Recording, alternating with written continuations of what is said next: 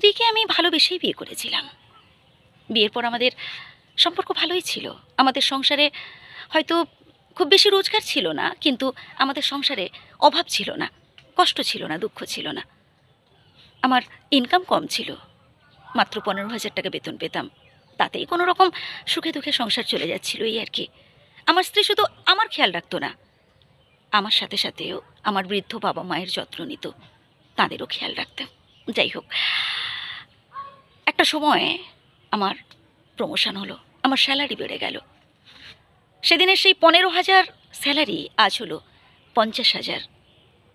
কেমন যেন আমার মনটাও বদলে গেল, আমার মনেও পরিবর্তন এলো। আমার স্ত্রীর এই সাদামাটা সিম্পল লাইফ আমি ঠিক পছন্দ করতাম না, কিন্তু আমার স্ত্রী কখনো মুখ ফুটে বলতো না।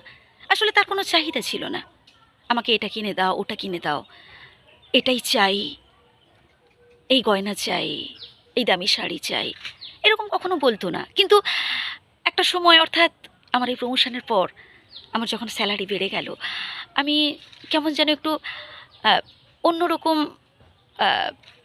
অ্যাটিচিউডে আমার স্ত্রীকে খুঁজতাম। যাই হোক, আমার ভালো না লাগা এবার থেকে শুরু হলো। কথায় কথায় আমি রাগ করতাম, অভিমান করতাম, না খেয়ে অনেক সময় অফিসে চলে আসতাম। আর দেখতাম ঠিক 2টো থেকে 2:30টার মধ্যে, অর্থাৎ আমাদের টিফিন টাইমটায়, আমার স্ত্রী আমার জন্য টিফিন নিয়ে উপস্থিত হয়ে গেছে।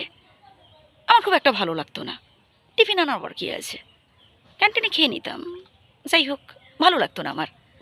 কিন্তু এটাই ভালো লাগতো যখন আমার স্যালারি কম ছিল, যখন আমি খুব সাধারণভাবে লাইফ লিড করতাম। যাই হোক, একটা সময় আমি আমার স্ত্রীকে সহ্য করতে পারলাম না, আমি ডিভোর্স চাইলাম। আমি বললাম সরাসরি, তুমি আমাকে ছেড়ে দাও, আমাকে ডিভোর্স দিয়ে দাও। অবাক কথা, আমার স্ত্রী না কিছুই বলল না, আমার দিকে শুধু ফ্যাল ফ্যাল করে চেয়ে রইল। আর তার চোখে মনে হচ্ছিল যেন অনেক কান্না জমে আছে। এখন বুঝতে পারছি, কিন্তু তখন এই ফিলিংসটা আসেনি। তখন মনে হচ্ছিল যেন আমার স্ত্রী ডিভোর্স দিয়ে দিলেই যেন আমি বেঁচে যাই। এদিকে আমার বাবা মাও চাইছিলেন না। আমার বাবা মা চাইছিলেন যেন আমি অন্য কোনো মেয়েকে, কোনো শিক্ষিতা বা ভালো চাকরিওয়ালা মেয়েকে যেন আমি বিয়ে করি। তাই হলো। এরপরেই হলো সমস্যা। হঠাৎ করে আমার চাকরিটা চলে যায়, আমার বস আমাকে অফিস থেকে বার করে দেয়। আমি এখন ফুটপাতে ফুল বেচি, ফুলের দোকান আমার, ছোটোখাটো ফুলের দোকান। আমার দ্বিতীয় স্ত্রী আমাকে ডিভোর্স দিয়ে দেন, আমাকে তার পছন্দ নয়, আমিও ডিভোর্স দিয়ে দিই। আমার শুধু প্রশ্ন একটাই, আমার সেই প্রথমা স্ত্রী, যাকে আমি ভালোবেসেই বিয়ে করেছিলাম, তার কাছে যদি আমি চাই এখন, তিনি কি আমাকে ক্ষমা করে দিতে পারবেন? জানি না।